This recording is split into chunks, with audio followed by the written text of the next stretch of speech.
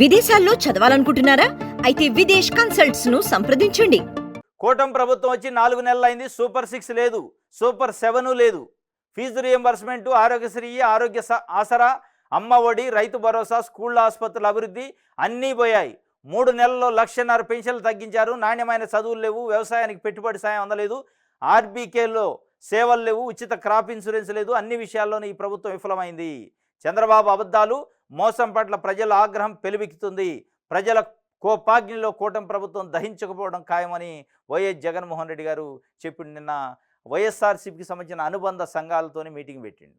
దాంట్లో మాట్లాడిన మాటలు దాంతోపాటు ఇంకా ఏదైనా సాధించేలా సన్నద్ధం కావాలి వైఎస్ఆర్సీపీ అనుబంధ విభాగాల అధ్యక్షుల సమావేశంలో వైఎస్ జగన్. కష్టపడే వారికి ప్రాధాన్యత, నష్టపోయిన వారికి తోడుగా ఉంటాం.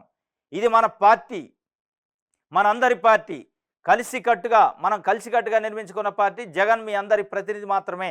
పార్టీలో అనుబంధ విభాగాలు చాలా కీలకం. గ్రామ స్థాయి వరకు విస్తరించి ఆర్గనైజ్డ్గా పనిచేయాలి.